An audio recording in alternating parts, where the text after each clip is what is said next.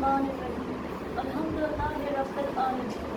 Wassalatu wassalamu ala sayyidina habibina habib qulubina wa shafi' nufusina Abul Qasim Muhammad. Allahumma salli ala Muhammadin wa ali Muhammad wa ala ahli baytihi at-tayyibin at-tahirin wa ashabihi al-ghurr al-mayamin. Alhamdulillahi alladhi ja'alana min al-mutamassikin bi wilayati sayyidina Mawlana Ali ibn Abi Talib. Allahumma salli ala Muhammadin wa ali Muhammad. Amma ba'd, qul Allah fi kitabihil kareem. Bismillahir rahmanir rahim. Qul la as'alukum alayhi ajran illa al-mawaddata fil qurba. अस्सलामु अलैकुम व रहमतुल्लाहि व बरकातुहू। मेरा आज का मौजूद है दुआ। दुआ क्या है?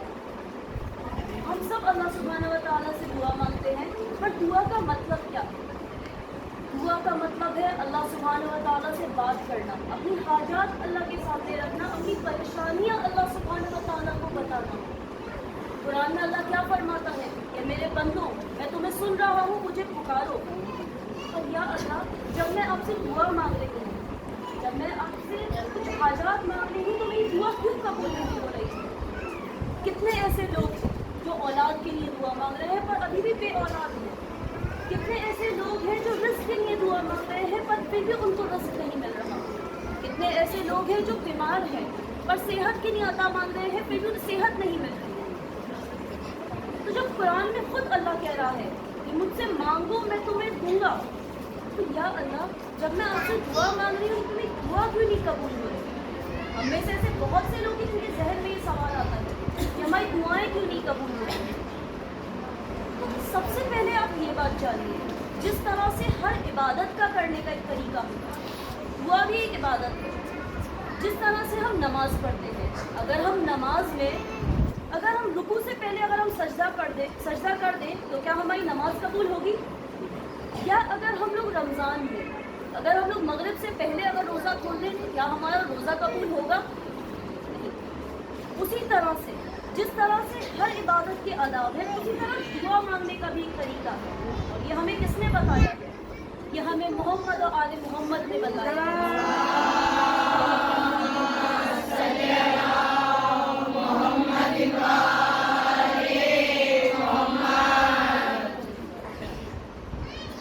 किसी ने इमाम हसन अलैहिस्सलाम से बोला, सलावत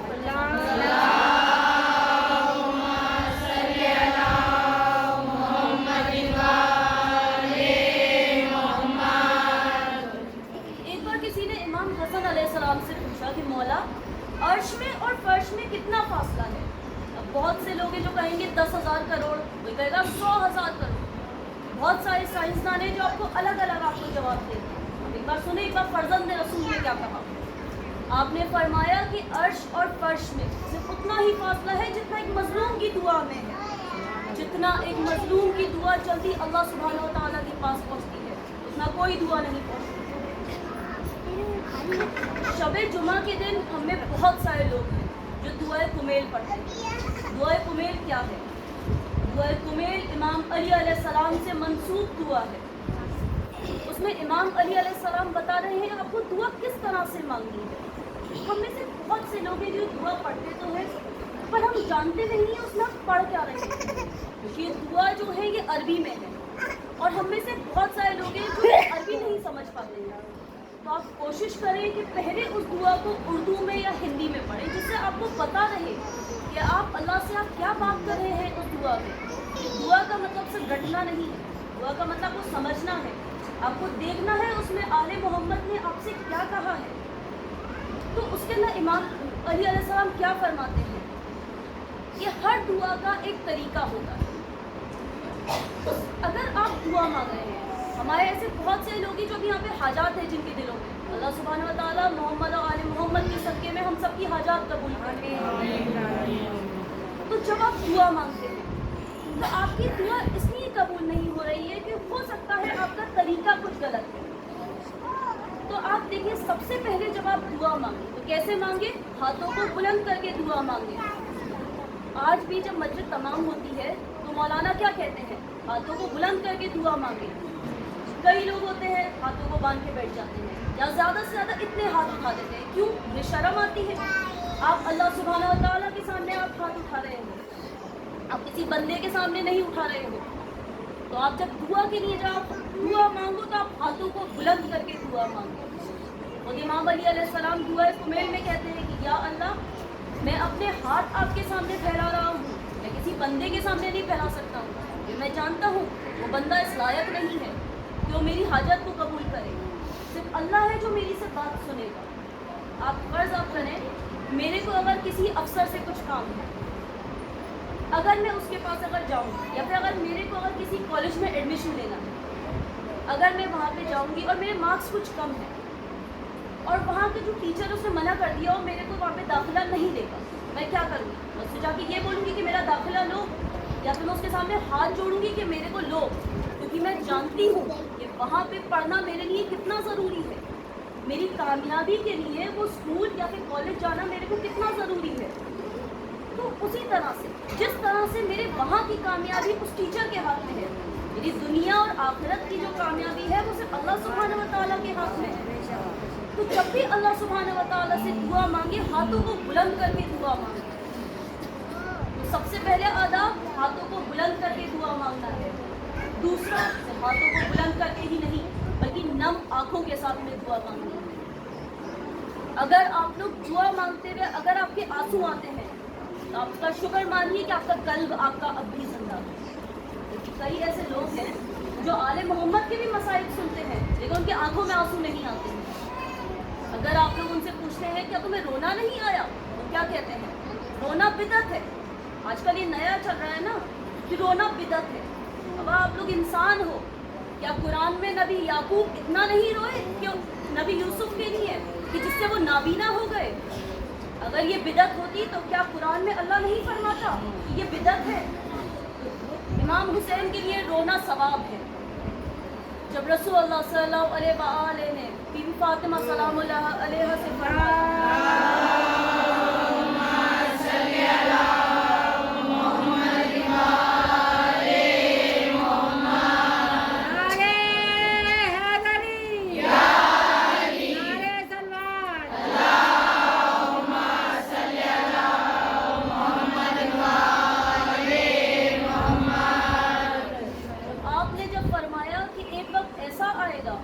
جب حسین کو کربلا میں بے گناہ شہید کر دیا جائے گا, پیاسا شہید کر دیا جائے گا, تب نہ میں ہوں گا, نہ فاطمہ تم ہوگی, نہ علی, نہ حسن ہوں گے.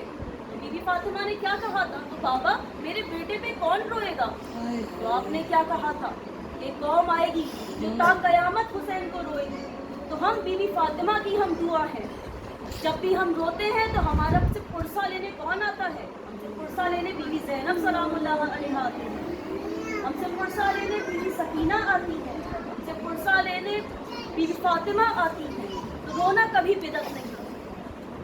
جب بھی دعا مانگنا ہمیشہ روتے ہوئے مانگنا. خود امام علی علیہ السلام کیا کہتے ہیں دعا کو میل میں؟ یا اللہ اس پہ رحم فرما جس کا ہتھیار صرف اس کے آنسو ہے, جس کا ہتھیار صرف اس کی بکا ہے. تو صرف بات صرف یہ نہیں ہے کہ آپ کو صرف گڑ گڑانا ہے بلکہ رو کے دعا کرنی ہے. اگر کسی کو اولاد چاہیے تو آپ اللہ سے کیا کہو گے؟ یا اللہ مجھے اولاد دے دے, یا آپ کہو گے یا اللہ میں اپنے ہاتھوں کو اپنے تیرے سامنے پھیلا رہا ہوں, میں تجھے اور کچھ نہیں دے سکتا ہوں, میں تجھے پیسہ نہیں دے سکتا کیونکہ تو غنی ہے, میں تجھے علم نہیں دے سکتا کیونکہ تو عالم سماوات و ارض ہے. تو آپ کیا کر سکتے ہو؟ آپ صرف رو کر اللہ سبحانہ و تعالیٰ سے دعا مانگو. پہلا آداب ہاتھوں کو بلند کر کے دعا مانگے. دوسرا, رو کر دعا مانگو. تیسرا, جب بھی دعا مانگو پہلے دوسروں کے لیے دعا مانگو. کتنی بار ایسا ہوتا ہے ہم سب مانگتے ہیں لیکن ہم کیا کرتے ہیں؟ پھر لیلۃ القدر پہ جب ہم آتے ہیں ہم کہتے ہیں یا اللہ ہماری عبادتوں کو قبول کروا, ہمارے جتنے بھی ہمارے گناہ ہیں ان کو معاف کر, ہمارے بچوں کی تندرستی دے, ہمارے والدین کی صحت عطا کر. پر کیا ہم لوگ کبھی بھی دوسروں کے لیے کچھ دعا کرتے ہیں؟ تو آپ دیکھیں خود آل محمد نے اس بات کو بتایا ہے کہ جب تک آپ لوگ دوسروں کے لیے دعا نہیں کرو گے آپ کی دعا کبھی قبول نہیں. ہم سب جانتے ہیں نا जन्नत की 4 खातून कौन है? एक बीबी आसिया, फिरौन की ज़ौजा, दूसरी बीबी मरियम, तीसरी बीबी खदीजतुल कुबरा। सलावत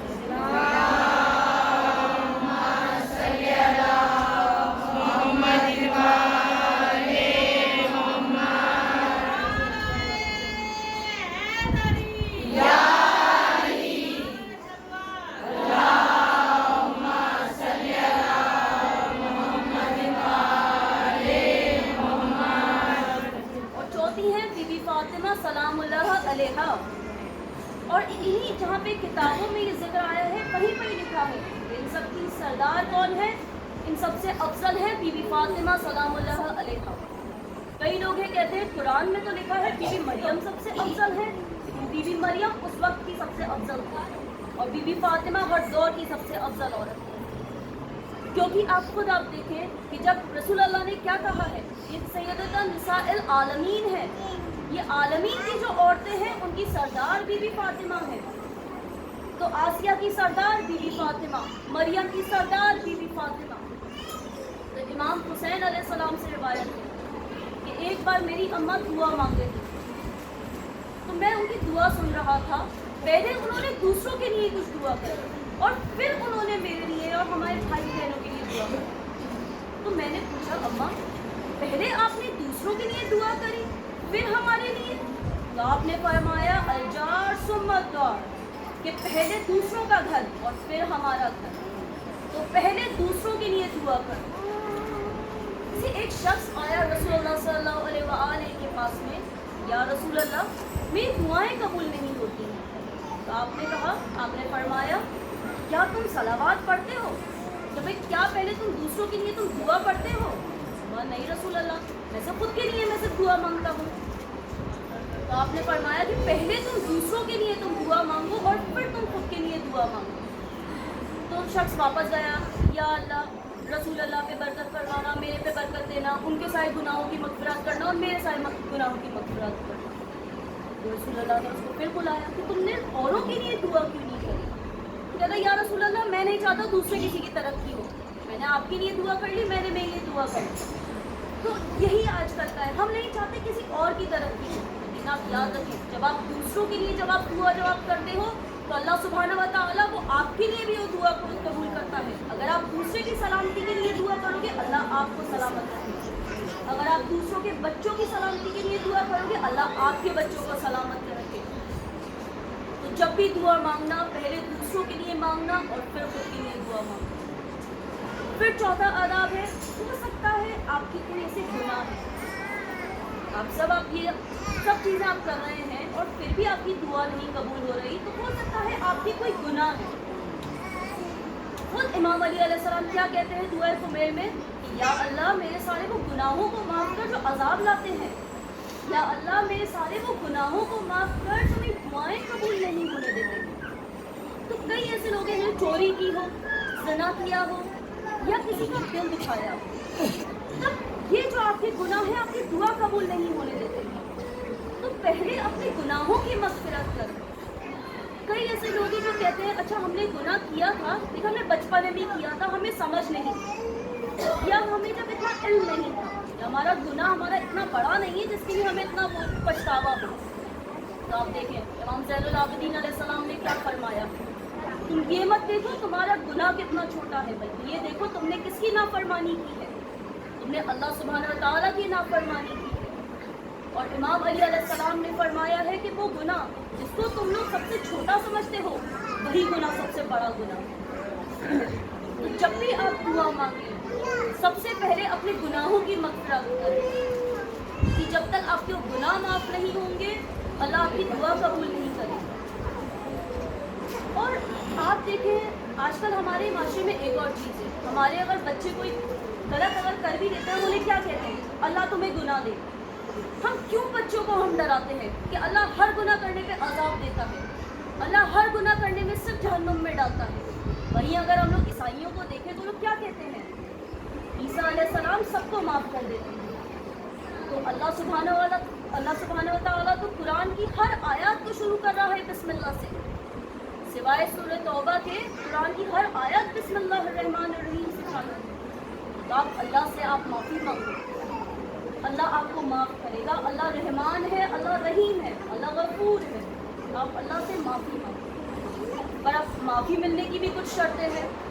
कई लोग हैं माफ़ी मांगते हैं फिर उसके बाद में वापस वही गुनाह करते हैं। तो सबसे पहले जब आप मांगो तो आपको उसका पछतावा हो कि आपने उसकी गलती आपने की है, आप शर्मिंदा हो।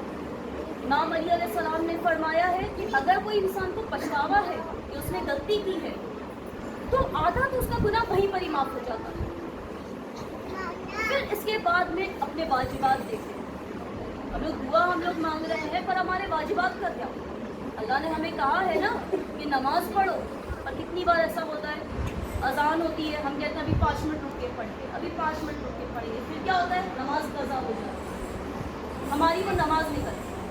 कितने ऐसे हैं जो जुआ खेलते हैं। अल्लाह ने क्या कहा है, जुआ और शराब इनसे दूर रहो, और हम सुनते। कई ऐसे लोग हैं जो शराब भी पीते हैं और फिर भी अपने आप को अल मोहम्मद का चाहने वाला कहते हैं। उसके बाद में अल्लाह ने क्या कहा है, हिजाब करो। तो हिजाब पे बात आई है तो कुरान में जहाँ पे हिजाब की बात आई है, पहले आदमियों के हिजाब की बात आई है कि अगर आदमी किसी नामहरम को देखे तो अपनी नजरें झुकाए, क्योंकि हम सब औरतों के हम सब हिजाब की बात करते हैं, पर आदमियों का हिजाब क्या? आदमियों का ये हिजाब है कि आप अपनी नजरें नीची करो, और फिर औरतों का हिजाब आया है। तो पहले आप अपने वाजिबात को ध्यान देना, और फिर उसके बाद में अल्लाह सुब्हानहू व तआला से कहे कि हमारी दुआ कबूल करे। फिर जब भी आप दुआ मांगो उसके पहले हमें क्या पढ़ना है, हमें उसके पहले सलावात भेजनी है। क्योंकि आप देखिए कितनी बार ऐसा होता है हम सलावात नहीं पढ़ते। सलावात क्या है? सलावात है आप मोहम्मद और आले मोहम्मद पे आप सलाम भेज रहे हो। यहाँ पे मैं आपसे बात करूँगी। आप देखें इस्लाम में सलाम करना वाजिब नहीं है, सलाम का जवाब देना वाजिब है। तो जब भी आप लोग जब भी आप सलाम भेजते हो तो रसूलुल्लाह सल्लल्लाहु अलैहि वसल्लम आपको जवाब देते हैं, इमाम अली अलैहिस्सलाम आपको जवाब देते हैं। और आप देखिए जब रसूलुल्लाह ने जब आप सलाम भेज दिया तो आपकी दुआ क्यों कबूल नहीं हो? आजकल कई लोग हैं जो कहते हैं सल्लल्लाहु अलैहि वसल्लम, ये आधी सलावात है। रसूलुल्लाह ने क्या फरमाया है कि जब भी तुम मेरे पे सलावात भेजो मेरी आल पे ज़रूर भेजना। आप देखिए जितने भी नबी गुजरे जब भी वो कुछ काम शुरू करते थे तो बाद बिस्मिल्लाह वो हमेशा सलावात पढ़ते थे, क्योंकि आप जब भी कोई दुआ मांगते हो उस दुआ पे एक हिजाब होता है, उस दुआ पे एक पर्दा होता है। तो जब भी आप सलावात आप पढ़ते हो तो पर्दा हट जाता है, आपकी दुआ अल्लाह सुब्हानहू व तआला की बारगाह तक पहुँचती है। या अब्बास या अब्बास या अब्बास या अब्बास या हुसैन या हुसैन या हुसैन या हुसैन या अली अल्लाहुम्मा सल्ली अला मुहम्मद व आले मुहम्मद। तो जब भी आप दुआ मांगे तो कोशिश करें उसके पहले सलावात पढ़ें। जब तक आप सलावात नहीं भेजेंगे मोहम्मद और आले मोहम्मद पर, आपकी नमाज कबूल नहीं है। अगर आपकी नमाज कबूल नहीं है तो आपकी दुआ कहाँ से कबूल होगी? तो आप देखें अहले बैत पे सलावात भेजना फ़र्ज़ है। अल्लाह ने कहा है ना कि अहले बैत पे सलावात भेजनी है। यहाँ पर आप देखें बहुत से लोग हैं, जब आप सुनते हैं हदीस सकलैन क्या है? रसूलुल्लाह ने क्या कहा था कि मेरे बाद कुरान और मेरे अहले बैत 3 बार कहा था। मेरे अहले बैत को थामे रखना, तुम कभी भी गुमराह नहीं होगे। फिर भी बहुत से लोग हैं आजकल क्या कहते हैं, खुतबे में हम सुनते हैं क्या कहते हैं, रसूलुल्लाह ने कहा था कि मेरे बाद कुरान और सुन्नत को मानना। कहाँ पे लिखा है? क्या ये सही मुस्लिम में है, तिरमिज़ी में है, किसी भी सही किताब में ये जिक्र नहीं है। जहाँ पर भी ये सिर्फ यही है कि रसूलुल्लाह ने कहा था मेरे बाद मेरे अहले बैत को तुम थामे रखना, तुम कभी भी गुमराह नहीं होगे। मौलाना आपको किस बात का आपको बुग़्ज़ है अहले बैत से? या तो आप लोग जानते हैं कि अगर पूरे मुसलमानों को, जितने भी तमाम मुसलमान हैं, उन्हें पता चल गया कि अहले बैत की क्या फ़ज़ाइल है, अहले बैत का क्या मर्तबा है, تو جنہیں آپ لوگ رضی اللہ عنہ کہتے ہیں ان کا کیا ہوگا؟ بعد رسول اللہ صرف امام علی علیہ السلام ہیں، کیونکہ آپ دیکھیں کس کے لیے کہا تھا رسول اللہ نے غدیر خم میں، من کنتو مولا فہذا علی مولا، جس کا میں مولا اس کا علی مولا. اور کسی کے لیے کہا؟ پہلے کو کیسے چنا گیا تھا؟ کچھ لوگوں نے چنا. دوسرے کو کیسے چنا؟ پہلے نے دوسرے کو چنا. تیسرے کو کیسے چنا؟ تیسرے کو کچھ لوگوں کی شورا بنا کے چنا گیا. صرف امام علی علیہ السلام کو رسول اللہ صلی اللہ علیہ وآلہ نے چنا تھا. تو جب بھی آپ صلوات بھیجیں محمد اور آل محمد پہ ضرور بھیجیں. پھر اس کے بعد میں قرآن میں بھی ذکر ہے اور اہل بیت نے یہ بتایا ہے کہ ہمیشہ وسیلہ دیں. اب جب وسیلہ آپ دیتے ہیں تو آپ کی دعائیں جلدی قبول ہوتی ہیں.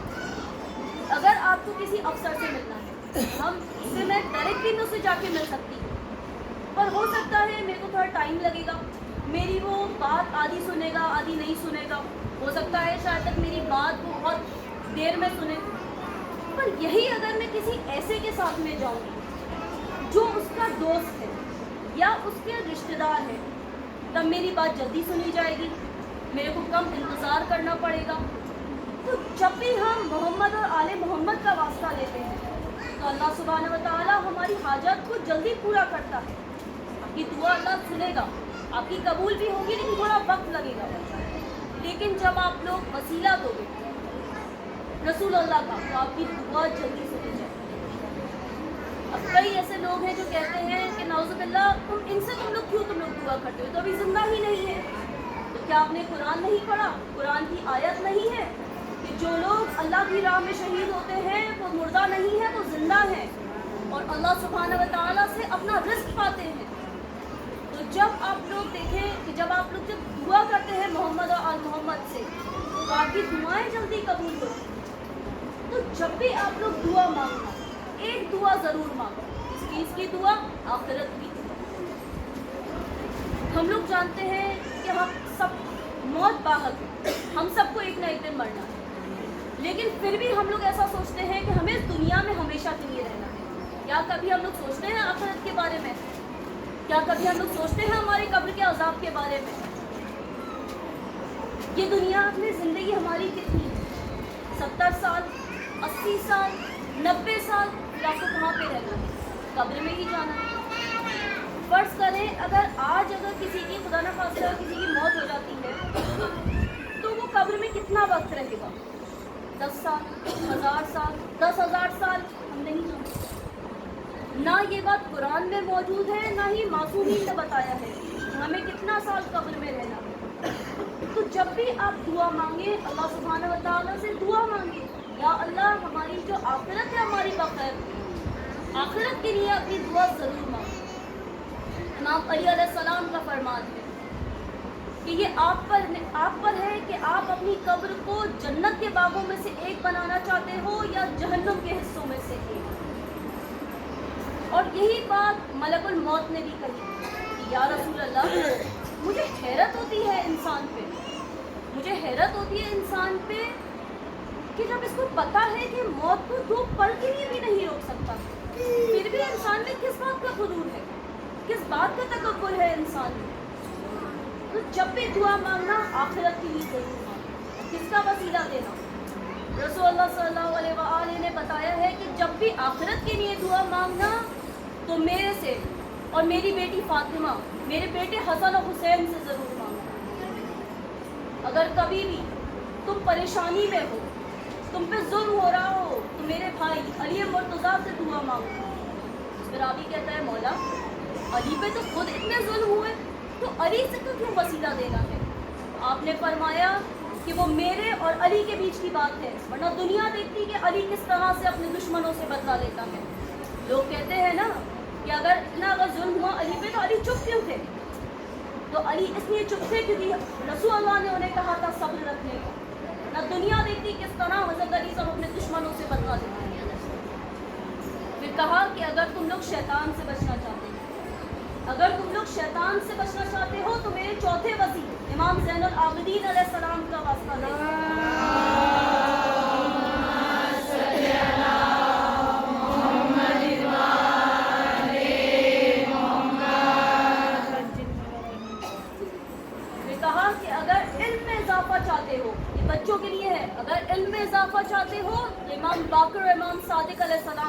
واسطہ دے. پھر کہا کہ اگر تم لوگ بہت پریشانی میں ہو تو میرے ساتویں امام موسیٰ کاظم کا واسطہ دے. اگر تم لوگ سفر میں ہو تو میرے 8ویں امام رضا علیہ السلام کا واسطہ دے. اگر رزق چاہتے ہو تو میرے 9ویں امام جواد کا واسطہ دے. جواد مطلب جو بے مانگے عطا کرتا ہے. اور جب بھی اگر آپ کو رزق چاہیے تو دن میں صبح اٹھ کے 100 بار صلوات بھیج کے امام جواد کو نظر کریں. اور رزق صرف پیسہ نہیں ہے، رزق صرف دولت نہیں ہے. آپ کے بچے آپ کا رزق ہے، آپ کے والدین آپ کا رزق ہے. تو جب بھی آپ رزق چاہتے ہو تو 100 مرتبہ صلوات پڑھ کے آپ ہدیہ کریں امام جواد کو. پھر کہا کہ اگر تم عبادت کا شوق رکھتے ہو تو میرے 10ویں اور 11ویں امام کا واسطہ دے. پھر کہا اگر تم پہ موت آ جائے، اگر تم پریشانی میں ہو اور اگر تم پہ موت آ جائے اور تم حق پہ ہو تو تم میرے قائم کا واسطہ دینا، وہ تمہاری مدد کے لیے آئے گا.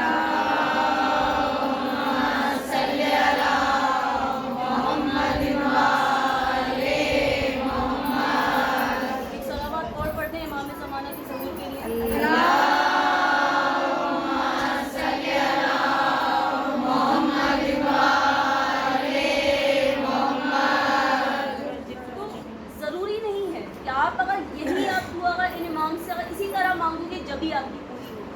معصومین تو بہت بڑی بات ہے. اگر آپ ان کے نوکروں سے جناب قزہ اور جناب قمبر سے مانگو گے آپ کی دعا جب بھی قبول ہوگی.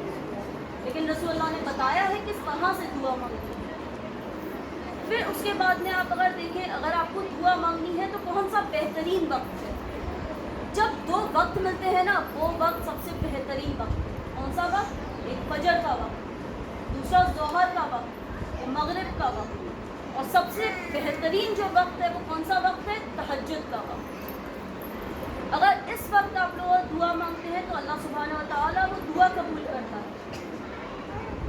اور اگر آپ کو حاجات اگر مانگنی ہے تو آپ غسل لیں، صدقہ دیں اور 2 رکعت نماز حاجات پڑھ کے امام زمان کو ہدیہ دیں. اس کے بعد میں تسبیح بی بی فاطمہ ضرور پڑھیں. یہ تسبیح بہت آسان ہے. آپ کو 34 مرتبہ اللہ اکبر پڑھنا ہے اور 33 مرتبہ سبحان اللہ اور 33 مرتبہ الحمدللہ. آپ کو 2 منٹ سے بھی آپ کو کم لگے گی تسبیح پڑھنے میں. اس تسبیح کا واسطہ دے کے اللہ سے مانگتے ہیں کہ آپ بی بی فاطمہ سلام اللہ علیہا کے صدقے میں آپ کی دعا کی قبولیات کی ہوگی. پھر کہا کہ جب بھی تم لوگوں پہ اور تمہیں کوئی حاجات ہو اور تمہاری قبول نہ ہو رہی ہو تو 40 دن تک زیارت عاشورہ پڑھنا. 40 دن تک زیارت عاشورہ پڑھ کے آپ دعا کرنا. امام زین العابدین علیہ السلام نے کہا ہے تمہاری ہر حاجات قبول ہوگی. پھر اس کے بعد میں کبھی کبھار ہماری دعائیں اس لیے بھی قبول نہیں ہوتی ہیں کیونکہ وہ ہماری بہتر نہیں ہے. کیونکہ اللہ سبحانہ و تعالیٰ زیادہ بہتر جانتا ہے کہ ہماری کیا چیز سب سے اچھی ہے. تو کبھی کبھار ہماری دعائیں اس لیے بھی قبول نہیں ہوتی ہیں کیونکہ اللہ نے ہماری کچھ اور سوچ رکھا ہے. پھر آپ دیکھیں زیارت عاشورہ کا ایک جملہ ہے، انی سلم لمن سالمکم حرب لمن حاربکم الی یوم القیامہ. کہ یا ابا عبداللہ، یا امام حسین، میں نے ہر اس انسان سے صلح کی جس نے آپ سے صلح کی، اور میں نے ہر اس انسان سے جنگ کی جس نے آپ سے جنگ کی. کب تک؟ قیامت تک. کس سے جنگ تھی امام حسین علیہ السلام؟ یزید سے، یزیدیت سے جنگ تھی.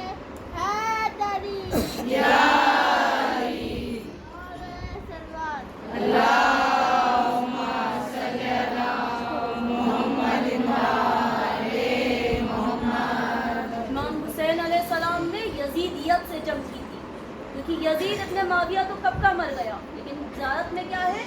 یوم القیامہ، قیامت تک ہمیں جنگ کرنی ہے. ہر دور میں یزید آئے ہیں. ایک دور کا یزید صدام بھی تھا. جب کوئی بھی در حسین پہ جاتا تھا، اللہ ہم سبھی کو در حسین کی زیارت نصیب. جب کوئی بھی در حسین پہ جاتا تھا تو اس پہ ظلم ہوتا تھا، اسے مارا جاتا تھا. وہ اس دور کا یزید. لبیک یا حسین، لبیک یا حسین، لبیک یا حسین، لبیک یا حسین، لبیک یا غازی، لبیک یا غازی، لبیک लब्बैक या ज़ैनब, लब्बैक या ज़ैनब, लब्बैक या ज़ैनब, नाराए हैदरी, या अली, आवाज़े बुलंद नाराए सलवात, अल्लाहुम्मा सल्लि अला मुहम्मद व आले मुहम्मद। फिर आप देखें इसके अंदर हम लोग को यजीदियत से जंग करनी है। यजीद की क्या सिफत थी? यजीद शराब पीता था। तो आप देखें कोई शराब पीता है तो शराब से तौबा करे।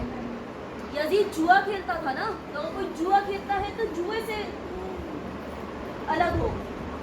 और अगर कोई हिजाब नहीं करता है तो यजीद ने बीवी ज़ैनब की चादरों को छीना था ना, अपने हिजाब को चालू करे। किसी और के लिए नहीं, सिर्फ बीवी ज़ैनब की नहीं हिजाब को पहने। आप देखिए अगर आप लोग एक कदम अगर आप लोग इमाम हुसैन की तरफ आएंगे, इमाम 70 कदम आपकी तरफ में आएंगे। और हमारे पास मिसाल है, किसकी मिसाल है हमारे पास? हज़रत खुद की मिसाल। 9 मुहर्रम के दिन 10वें मुहर्रम तक हज़रत खुद आए नहीं थे अबा अब्दुल्ला के साथ। 9 मुहर्रम के दिन सुनते हैं कि शिमर लांती कहता है कि कल सबके बाजुओं को कलम कर दिया जाएगा और सबके सरों को नेज़े पे टाक दिया जाएगा। 10 मुहर्रम के दिन उमर इब्न साद ने कहा कि पानी को लेकर आओ, मेरे घोड़ों के पैर चल रहे हैं। जैसे ही ये लफ्ज़ हज़रत हुर के कानों में पड़े, हज़रत हुर ने कहा कि बेटे मेरे बुकैर अपने घोड़े पे बैठो और हम इमाम हुसैन की तरफ जा रहे हैं। आज मुझे जन्नत में और जहन्नुम में चुनना है और मैंने सोच किया है मैं इमाम हुसैन अलैहिस्सलाम के पास में जा रहा हूँ। आसान नहीं होता है कि आप खुद की फौज को छोड़कर सामने वाली फौज में जाएं। जब जंगे जमल थी तो एक तरफ जुबैर और तलहा थे और दूसरी तरफ इमाम अली अलैहिस्सलाम थे। इमाम अली अलैहिस्सलाम ने कहा तलहा से, क्या तलहा तुम मेरे से जंग करोगे? क्या हम लोग जब से इस्लाम चालू हुआ क्या हमसे अब लोग साथ में नहीं थे? कितनी ही जंग हमने साथ में की है और तुम और मुझसे लड़ोगे? तो इस पर तलहा कहता है कि आप जानते हो उस्मान के कातिल कौन है और या तो आप हमें बता दो वरना हम जंग करेंगे। इमाम अली अलैहिस्सलाम ने जुबैर से कहा कि जुबैर तुम मुझसे जंग करोगे? जुबैर की जो वालिदा थी वो हज़रत अबू तालिब की बहन थी। अच्छा, हज़रत अबू तालिब का नाम क्या था? अबू तालिब उनकी कुनियत थी, उनका नाम था इमरान। हज़रत इमरान की जो बहन थी वो जुबैर की वालिदा थी। तो इमाम अली अलैहिस्सलाम ने कहा कि जुबैर तुम्हें मालूम है एक बार रसूलुल्लाह ने कहा था कि एक वक्त ऐसा आएगा कि जब तुम हज़रत अली से लड़ोगे और तुमने कहा था या रसूलुल्लाह मैं ऐसा कभी नहीं होने दूंगा और तुम आज क्या कर रहे हो? तब जुबैर ने क्या करा? तब जुबैर ने अपना घोड़ा लिया और वहाँ से चला गया। आज अगर वो उस वक्त अगर वो इमाम अली अलैहिस्सलाम के साथ आ जाता तो आज पूरी दुनिया उसे याद रखती। जिस तरह से हज़रत खुद इमाम हुसैन अलैहिस्सलाम के पास में आए। जब इमाम हुसैन अलैहिस्सलाम के पास आए तो अपने बेटे बुकैर से कहा बेटे मेरे हाथों को बांध दो। कहा बाबा क्यों? कहते हैं ए बेटे मैंने इस हाथों से हुसैन की घोड़े की रकाब में हाथ डाला था। फिर कहा मेरे आंखों पे पट्टी बांध दी। इन आंखों ने इमाम हुसैन को गज़ब से देखा था। जाके कहते हैं या अबा अब्दुल्ला मुझे माफ़ कर दें। जैसे ही जब वहाँ पे पहुँचे तो हज़रत अब्बास आए। हज़रत अब्बास को जब आते देखा तो हज़रत हुर कहते हैं या अब्बास मैं जंग करने नहीं आया हूँ, मैं तो माफ़ी मांगने आया हूँ। और अब्बास ने कहा है हुर मैं इस्तक़बाल करने आया हूँ, जंग करने नहीं आया हूँ। जब वहाँ पे गए तो अपने आप को इमाम हुसैन के कदमों में डाल दिया कि या अबा अब्दुल्ला मुझे माफ़ कर दें, या अब्दुल्ला मुझे माफ़ कर दे, मैं जानता हूँ मेरी वजह से आप पे मुसीबत आई है। तब इमाम हुसैन अलैहिस्सलाम ने हज़रत हुर को अपने गले से लगाया। हज़रत हुर ने कहा अबा अब्दुल्ला हल्ले मिन तौबा, क्या मेरी तौबा कबूल हुई? जिस पे इमाम हुसैन अलैहिस्सलाम ने कहा होगा है हुर मैंने तुझे माफ़ किया, मेरे बाबा अली ने तुझे माफ़ किया, मेरी माँ फातिमा ने तुझे माफ़ किया, मेरे जद रसूलुल्लाह सल्लल्लाहु अलैहि वसल्लम ने तुझे माफ़ किया, मेरे खुदा ने तुझे माफ़ किया। उसके बाद में हज़रत हुर ने कहा या अबा अब्दुल्ला मैं आपकी बहनों से एक बार माफ़ी मांगना चाहता हूँ, मैं उनका गुनहगार हूँ। इमाम हुसैन अलैहिस्सलाम ने कहा है हुर तुम जाके उस खेमे के बाहर खड़े हो जाओ, खैमे के बाहर जाते ही हज़रत हुर ने कहा, ए अली और बतूल की बेटियों, मुझे माफ़ कर दे। आज मैं आपका मुजरिम हूँ, मुझे माफ़ कर देना, लेकिन रोज़े क़यामत अपनी माँ फातिमा से मेरी शिकायत ना करना। बीबी ज़ैनब सलामुल्लाह अलैहा ने कहा कि हुर, मैं रोज़े क़यामत अपनी अम्मा से कहूँगी कि हुर ने मेरे भाई का साथ दिया था। उसके बाद में हज़रत हुर ने इमाम हुसैन अलैहिस्सलाम से जंग की इजाज़त दी। या अबा अब्दुल्ला, पहले मुझे अपनी तरफ से जंग की इजाज़त दी। अबा अब्दुल्ला ने इजाज़त दी। उस वक्त अरब का एक कायदा था, एक शख्स के सामने सिर्फ एक शख्स आता था, और जब हज़रत हुर लड़ रहे थे कोई उन्हें मार नहीं पा रहा था। तब उमर इब्न साद ने कहा कि तुम 10 आदमी एक साथ जाओ, हज़रत हुर पे बात करो। जैसे ही उन लोगों ने हज़रत हुर पे बात किया, हज़रत हुर घोड़े से गिरे। अब उन्होंने क्या कहा, अस्सलाम अलैका या अबा अब्दुल्ला, या अबा अब्दुल्ला अदरिकनी, या अबा अब्दुल्ला मेरी मदद को आए। और इससे ज़्यादा किसी के लिए क्या बड़ी बात होगी कि खुद इमाम हुसैन उसके आखिरी वक्त में उसके पास आए। इमाम हुसैन अलैहिस्सलाम आए, हुर का सर अपनी जानू पे रखा और कहा कि हुर, तू बिल्कुल वैसा ही है जैसा तेरी माँ ने तुझे नाम दिया था। तू इस दुनिया में भी आज़ाद है और तू आखिरत में भी आज़ाद रहा। उसके बाद में बाद असर जब शहादत जब हो, तब उमर इब्न साद ने कहा कि तुम 10 घुड़सवार एक साथ आओ और अपने जितने भी इतने घोड़े हैं उन्हें भी लेकर आओ। और उसके बाद कहा कि जितने भी असहाबे हुसैनी हैं इन सब के लाशों को पामाल करो। लोगों ने बोला सबसे पहले कि हम किसके लाशे को पामाल करें? तो उसने कहा कि सबसे पहले हुर के लाशे को पामाल करो। और हुर के जो कबीले वाले थे वो अब भी यजीदी फौज में थे। कहते हैं कि तुमने हमारे सरदार को कत्ल कर दिया, पर तुम्हें हम उसके लाशे को नहीं पामाल करने देंगे। कहा ठीक है, हबीब इब्न मज़ाहिर के लाशे को पामाल करो। और हबीब इब्न मज़ाहिर के भी जो कबीले वाले थे वो यजीदी फौज में थे। हम हमारे बच्चे को लाशे को पामाल नहीं करने देंगे। एक एक करके हर सहाबा का नाम लिया।